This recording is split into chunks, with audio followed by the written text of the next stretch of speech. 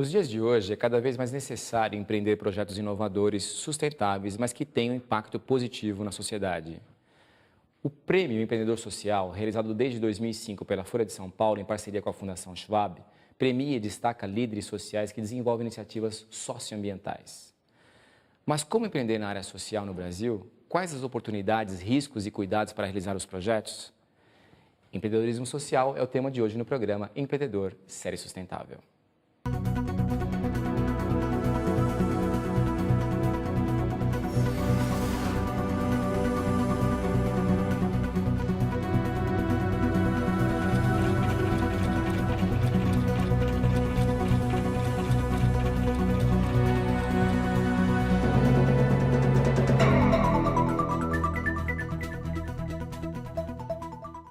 Para falar sobre empreendedorismo social, eu converso com Gisela Solimos, psicóloga, mestre em Psicologia Escolar e do Desenvolvimento Humano e doutora em Ciências.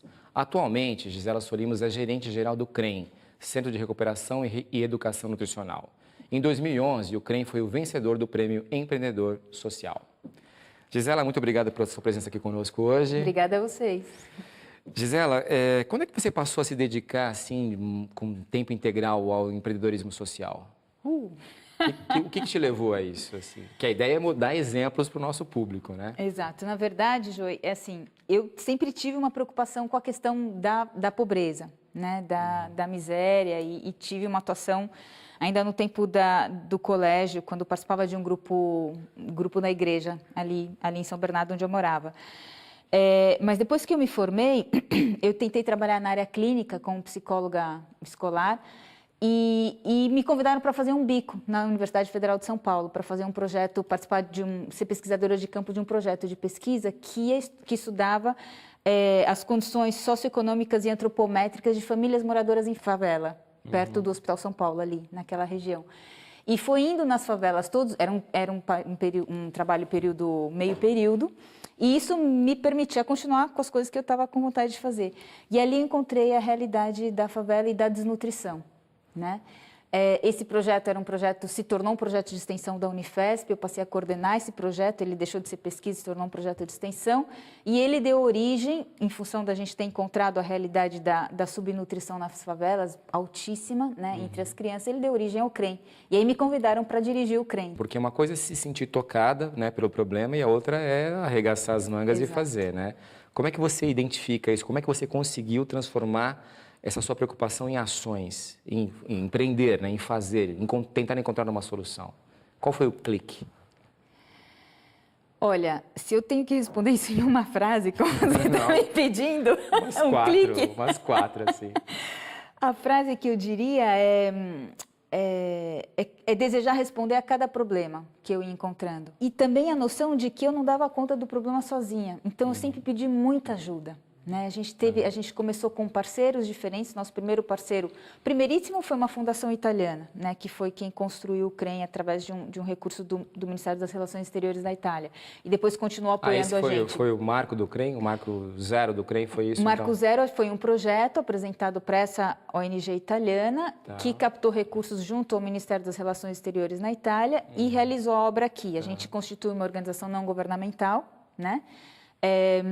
Para receber esse recurso, e aí esse CREM foi construído com esse recurso. Ele era para ser construído num outro lugar, em parceria com a prefeitura. Essa parceria não deu certo, né?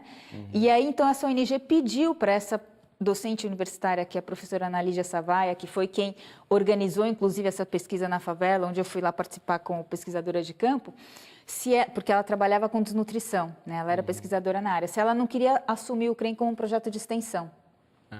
Então, juntaram as duas coisas. A realização daquela pesquisa que tinha já estabelecido um projeto de extensão, que era o Projeto Favela, de intervenção em nutrição nas favelas, e um centro de recuperação nutricional, que é um hospital-dia, né? Para acolher as crianças com desnutrição moderada e grave das favelas nesse centro, né? Quando essa construção ficou pronta, eles me pediram para assumir a coordenação disso. Isso foi em que ano? 1990, ele ficou pronto em 93, a gente começou em 94. Né? Eles me pediram, acho que por falta de opção, né? Aí já é Tô modéstia. brincando. É Mas porque, de fato, eu não sabia, né? Então, eu acho que, para mim, me ajudou muito o fato de reconhecer que eu não sei. Porque quando a gente sabe que não sabe, você busca quem busca sabe. apoio, né? É verdade. E aí eu tive apoio de muita gente legal, né? Legal. Então, além dessa ONG italiana, o nosso primeiro parceiro no Brasil foi a Fundação Abrinq, que estava começando as atividades. Então, a gente começou com 6 crianças no Hospital Dia. A Fundação ajudou a gente a passar de 6 para 20, porque o lance deles era ampliar o atendimento. Depois a gente conseguiu um convênio com a Prefeitura Municipal de São Paulo para um convênio creche. A gente né? Era uma creche especial. E um outro ponto fundamental de apoio, para te dizer o pulo do gato, foi, naquela época também, estava nascendo a Associação de Ex-Alunos do MBA da USP. Eles se chamavam USP MBA Exis. E eu conheci a pessoa que estava organizando, como a secretária executiva disso. E ela estava à caça de ONGs para ajudar. E ela juntou tudo. E ela me pediu se eu queria alguns executivos ao meu dispor para me ensinar a fazer planilha ou... E aí foi muito legal, né? Mas foi uma coincidência também histórica de fatos, né? E aí eu aprendi muito. Eles me ensinaram a fazer um controle financeiro e o controle financeiro que a gente implantou durou, sei lá, 10 anos, uma coisa super caseira, num programinha que é para controlar finanças pessoais, mas funcionou super bem. Legal. Até que o CREM cresceu demais e aí não dava mais. E isso que eu queria mostrar para o pessoal que está nos vendo agora, um pouquinho das atividades do CREM. Vamos ver? Vamos. Como é que funciona?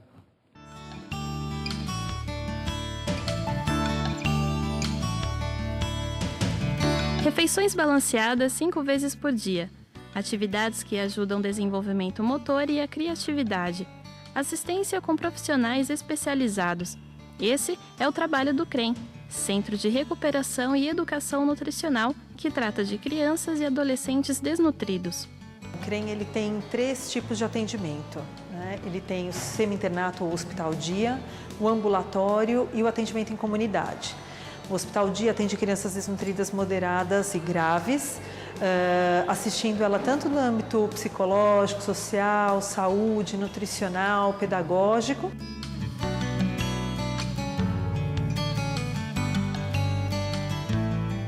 O ambulatório não atende somente crianças desnutridas, mas também crianças obesas, né? E essas crianças vêm encaminhadas das UBSs, das Unidades Básicas de Saúde, ou de algumas outras instituições que atendem crianças e detectam a questão da desnutrição ou obesidade. Mas o trabalho do CREM não se resume apenas aos cuidados com a alimentação e o atendimento às crianças. O projeto também atua junto com as famílias por meio de oficinas. A gente tem acontecendo semanalmente oficinas, né, de culinária e de artesanato, né? Então, essas famílias participam dessas oficinas culinárias, onde nessas oficinas culinárias saem vários assuntos que não só nutricionais, mas também sociais, né? É um momento que a gente fala de integração e de vinculação das famílias entre elas e com os próprios profissionais do CREM. A de artesanato faz com que as mães consigam até através desse artesanato, desse aprendizado, ter uma fonte de renda.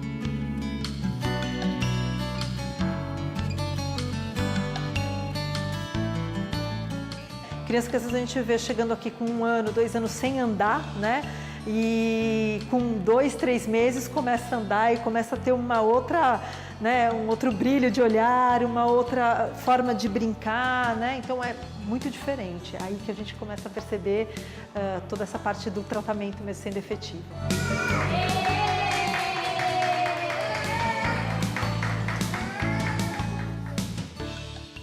Muito legal, hein? Nossa, é emocionante mesmo. Gisela, o Prêmio Empreendedor Social 2011, eu queria que você explicasse para a gente o que é esse prêmio, né? E o que ele mudou para você e para o CREM.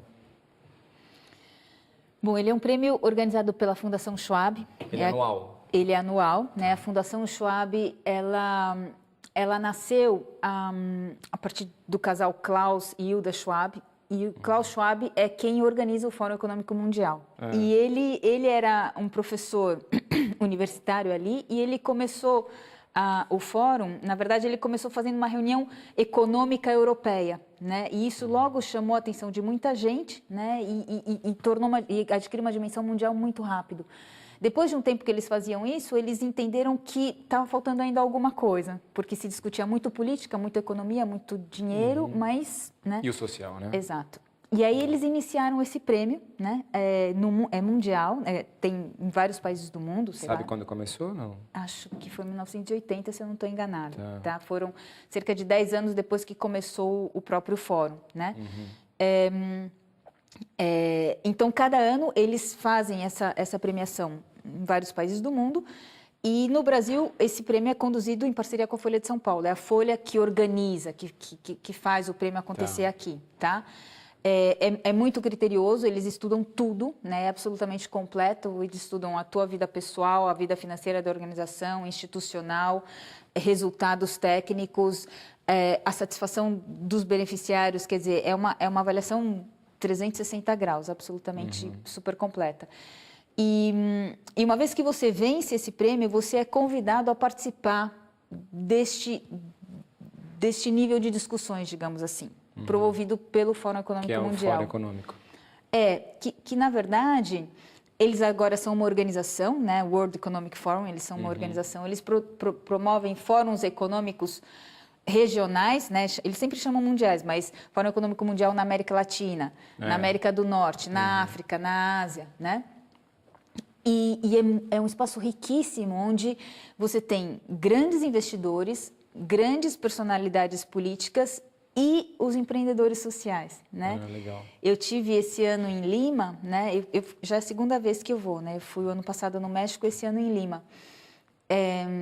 Eu senti já uma diferença enorme. Eu acho que pela primeira vez está adquirindo uma maturidade a possibilidade de interconexão entre o social e as demais áreas.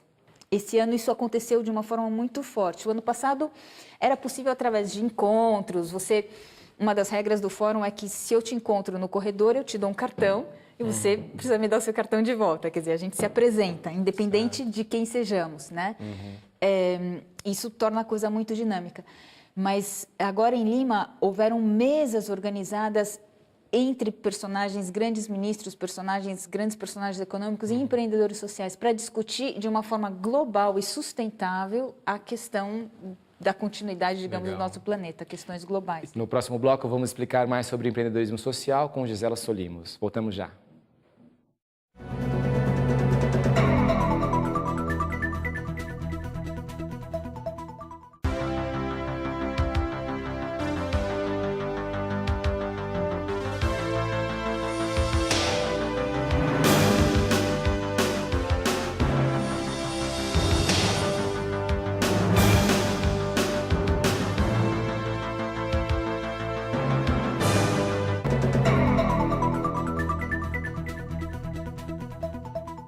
O programa Empreendedor está de volta com Gisela Solimos para falar sobre empreendedorismo social.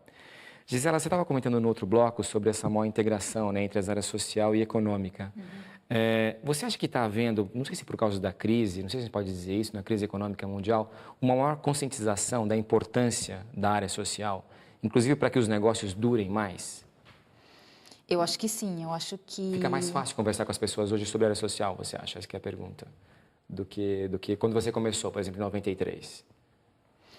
Com certeza. Quando eu comecei em 93, as favelas praticamente não existiam no mapa. Eram brancos na cidade, ou seja, eram espaços que não eram considerados, né? E quando você fazia um censo, o IBGE não entrava na favela, então não se tinha uma dimensão do número de pessoas que moravam ali, né? Como se aquilo não existisse e não devesse nunca existir. Hoje isso mudou... Como se fosse assim, instante provisório, né? Isso aqui vai acabar logo, isso é momentâneo, né? Tal, né? Exato. Isso hoje mudou completamente, né? Mudou completamente. Agora, quer dizer, a palavra social, né? A gente fala socioambiental, né? Quer dizer, é uma palavra muito ampla, né? E eu acho que sim, que tem um amadurecimento no Brasil, especialmente das empresas, acho que ainda tem muito para amadurecer, mas já teve um grande avanço no sentido de se perguntar o que é a minha atuação social como empresa, né? Porque antes se pensava muito assim, eu vou dar um recurso X, né, para a festa de fim de ano da obra Y, né, da obra social Y. Hoje, as empresas se colocam pensando, a minha ação, ela em si, tem uma outra forma de fazê-la, que a torne mais cheia de responsabilidade social, quer dizer, a empresa começa a olhar para os seus funcionários, para os benefícios ou para os salários que são pagos, ou para a qualidade de vida desses funcionários, ou do meio ambiente onde elas estão inseridas, né?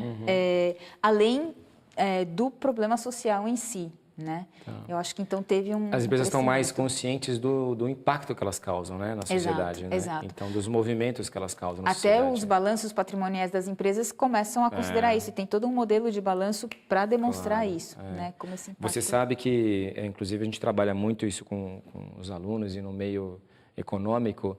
Existe um índice na Bolsa de Valores chamado Índice de Sustentabilidade Empresarial, que só entram em empresas que realmente têm esse olhar mais 360 graus, sabe? Olhar totalmente em volta para saber, né, o que ela está fazendo, qual o impacto que ela está tendo. Inclusive algumas ações que não tem nada a ver com o negócio da empresa, entendeu? Mas ela tem expertise para fazer isso, né? Isso é bom, né? Usar essas, como você estava falando, lembra que você teve a sorte de encontrar com vários especialistas, né? Pessoas super gabaritadas nas áreas financeiras, etc e tal, né? Exato. Então, por que não usar esse talento todo, né? Exatamente. Para poder gerar mais riqueza social, econômica, né? Exatamente. Legal. O que você pode dizer para a gente, para o pessoal que está nos assistindo, quais foram os principais acertos e erros nessa caminhada de empreendedorismo social? O que você faria, que você indica para quem quer começar e que você, olha, não faça isso? Uma coisa que ajuda muito é você se autoavaliar o tempo todo, né? Então, acho que uma coisa muito interessante do CREM é ele nascer e ser até hoje um projeto de extensão universitária.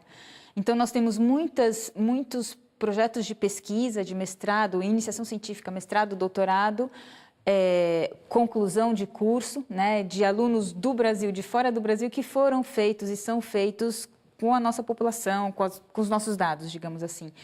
E isso fez com que também a instituição CREM tenha uma cultura de se autoavaliar. Então, todo ano a gente para por 2 ou 3 dias e olha tudo. Quantas crianças a gente recuperou, qual foi o índice de recuperação, quantas famílias a gente atendeu, o que a gente melhorou na vida dessas pessoas. Quer dizer, a gente está sempre buscando olhar para isso. Eu acho que isso é uma coisa em termos... do empreendedor, que ele sempre procure algum tipo de métrica. A gente desenvolveu, algumas já tinham e muitas a gente foi desenvolvendo ao longo do caminho. O fato de vocês terem contato com o pessoal também da área acadêmica, né, acaba ajudando a repensar o próprio negócio, né, a própria atividade. Exato, né? exato. Tá sempre... Como ponto que eu não recomendaria, e aí eu estou falando de empreendedor social, né? A gente, hoje, Gilmar, a gente cresceu muito na parceria com o governo, né? Muito. Tá. Eu diria... demais, né? Por quê? Porque a gente, vindo da área universitária, a gente tem uma facilidade muito grande para fazer projetos, para desenvolver projetos, isso facilita um certo contato nessa área. Mas eu acho que uma entidade social não deve... E aí a gente cresceu muito por causa disso, né? Essa parceria nos permitiu um crescimento. Então, hoje, a nossa pizza, a nossa torta de captação é 90% governo e 10% privado. Isso nos coloca... numa dimensão interessante, uma presença enorme na cidade de São Paulo. A gente é a referência em nutrição para a cidade de São Paulo, os nossos 2 centros, né? São 2 CREMs, mas, ao mesmo tempo, numa posição muito frágil. Você estava falando de extensão universitária, a gente estava falando justamente num canal que é universitário, né? De extensão universitária. Né? Então, pensa bem, nós estamos usando a nossa expertise para poder levar informação para as pessoas, né? E de uma maneira assim que a pessoa está vendo, assim, de repente ela se toca e fala, nunca pensei nisso. Tenho certeza que nosso programa depois tem aluno que vai comentar comigo, o professor não sabia que existia a Fundação Schwab. Aí eles vão atrás, você acha que não vão? Que bom! Gisela Solino, joga lá no Google. Nós temos impacto também, viu? Ótimo! Gisela, então você já falou que a questão do empreendedorismo social no Brasil ela já mudou, né? E você vê ainda muita distância com relação ao mundo. Você falou que estava em Lima, no Peru agora, né? A realidade do Peru por exemplo, é parecida com a do Brasil, socialmente falando, pior, melhor. O Brasil está se distanciando porque a gente sempre tem essa imagem da América Latina, o social lá embaixo, né? Você consegue comparar um pouco o Brasil? Você fala em termos de empreendedor social? Em termos de soluções para as questões sociais. Aí pode ser via empreendedorismo ou, sei lá, a própria economia dando conta disso, não sei dizer muito bem. Mas você vê o Brasil hoje diferente? Olha, hoje eu não sei. Eu via, há 10 anos atrás, sim. Eu via o Brasil muito diferente da América Latina, inclusive da Itália, por causa dessa relação que a gente tem com essa entidade, ONG, né, com a ONG italiana, eu tenho uma proximidade muito grande e por incrível que pareça, primeiro mundo, né, a Itália não tinha o tema da responsabilidade social das empresas não existia, não era o dia a dia. Porém, eles têm uma riqueza muito grande de microempreendedores, né, dos artesãos e tal. Muito então, bom. acho que isso também dá um tecido social onde os problemas sociais não são um problema, né? Mas hoje, né, nesse fórum que eu fui agora em Lima, por exemplo, a proposta do governo, do Ministério do Desenvolvimento Social do Peru é de uma atuação social integrada incrível. Para combater a desnutrição, eles têm 20 áreas diferentes, porque eles têm essa compreensão de fato, a subnutrição é um problema de uma etiologia multifatorial, né, ligado à pobreza, então você tem milhares de problemas envolvidos. Então eles fizeram uma ação conjugando 20 áreas diferentes de intervenção para lidar com o problema da desnutrição. Numa concepção e numa atuação muito mais avançada do que atualmente a gente tem no nosso governo, né? Então, eu sinto acho que nos últimos 10 anos a gente começou a dar uma marcha ré, ou a diminuir a velocidade e os outros carros estão chegando e estão nos ultrapassando, entende? A nível de sociedade civil, porém, eu acho que o Brasil é muito criativo. Como nós somos um país muito desigual ainda, infelizmente, menos, mas ainda muito desigual, nós temos muitas pessoas que não aceitaram essa desigualdade e começaram a fazer alguma coisa. E o brasileiro é um povo muito criativo. E você pensando assim na economia, você estava falando que o CREM, no começo, ele tinha uma demanda, né, e hoje ele tem outro tipo de demanda. Que tipo de mudança você está vendo no que acontecia no CREM antes, com as crianças que chegavam lá e com as que chegam hoje? A gente ouve muito falar em obesidade infantil. É um problema mesmo, não? Nossa. É mesmo? É mesmo. São dois temas, né? O primeiro tema da subnutrição, né? De fato, desnutrição, a gente antigamente falava, a gente trabalha com criança desnutrida. Mas o des significa não, né? Não nutrida. Não nutrida. Há 20 anos atrás, o não nutrido era só o subnutrido, a gente não tinha outro tipo. Hoje, a gente tem o sobrepeso e o obeso, né? Então, a gente agora fala subnutrido e obeso, para fazer essa distinção do tipo de má nutrição com o qual a gente está trabalhando. Na questão do subnutrido, é claro, a gente melhorou muito, né? Apesar de ainda ter, em São Paulo se calcula 1.700.000 pessoas morando em favela só na cidade de São Paulo, sem falar a grande São Paulo. Quer dizer, a gente tem uma realidade de desigualdade muito grande.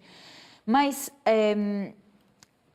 eu acho que o crescimento econômico, de alguma forma, se distribuiu, né?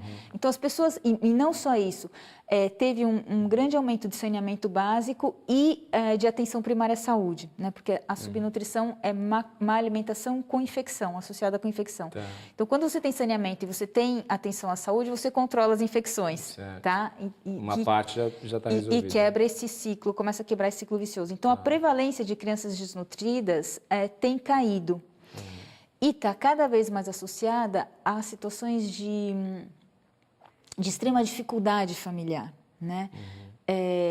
De vários tipos de drogadição, alcoolismo, né? De muito isolamento, de exposição a situações de violência das mais variadas. Então, se tornou um problema mais complexo, né? Não é só uma questão de educação nutricional, né? Ainda sempre é. E não é só uma questão de acesso a recursos e serviços, continua sendo, mas não só. Tem uma situação mais complexa com a qual a gente tem que lidar, né? E a obesidade, hoje, numa favela, né, a gente faz o que a gente chama busca ativa nas favelas, a gente faz censos antropométricos, então a gente vai nas comunidades carentes e pesa em média todas as crianças de lá. Hoje, nessas comunidades, você só tem 40% de crianças normais. 30% são desnutridas em algum grau, leve, moderado ou grave, e 30% são sobrepeso e obesos. Tá? Quer dizer, mudou bastante. Mudou bastante. Antigamente não era assim, né? E isso em crianças, porque a obesidade, como consequência da desnutrição, ela começa na adolescência. Mas quando você tem crianças com sobrepeso e obesidade, você está falando de erro alimentar importante, né? Tá. Bom, nosso tempo está quase acabando. Eu só queria que você deixasse um recadinho aqui só com relação à multiplicação do trabalho que vocês fazem, né? Além do CREM, eu sei que posso falar assim, mas eu já faço demais, tudo bem. Mas você tem alguma preocupação em montar uma escola de nutrição para ter vários CREMs por aí? Então, E multiplicar isso? A gente já fez N tipos de tentativas, mas eu acho que a mais consistente, a que deu mais... A gente já tentou franquia social, tem vários modelos, né? A gente sempre teve essa preocupação. Já tentou franquia social, então? Sim, mas inclusive tem um outro CREM, mais ou menos nesse modelo de franquia, que é em Maceió. Tá? Então, tem uma terceira unidade nossa, que não somos nós que gerenciamos, que está lá em Alagoas. Mas eu acho que o mais efetivo e que também tem mais a ver com a nossa característica, a nossa vocação, é disseminação de conhecimento.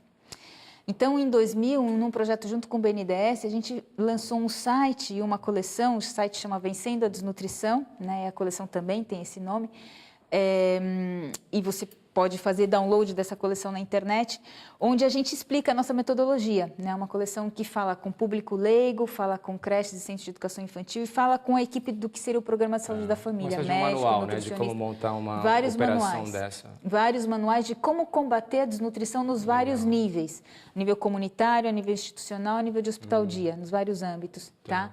E esse material já foi traduzido. Ele é em português, ele está disponível para download, mas ele já foi integralmente traduzido para o espanhol e agora um dos livros para o francês, porque a gente tem uma atuação no Haiti, né? Quer dizer, a gente produz conhecimento e capacita pessoas. Muito obrigada pela sua presença conosco aqui hoje. Obrigada, É um Ju, orgulho para nós prazer. recebê-la. Parabéns pelo trabalho. Obrigadíssima. No programa Empreendedor de hoje, falamos sobre empreendedorismo social e eu conversei com Gisela Solimos, responsável pelo CREM, Centro de Recuperação e Educação Nutricional. Espero que tenhamos esclarecido um pouco mais sobre o tema. Até o próximo.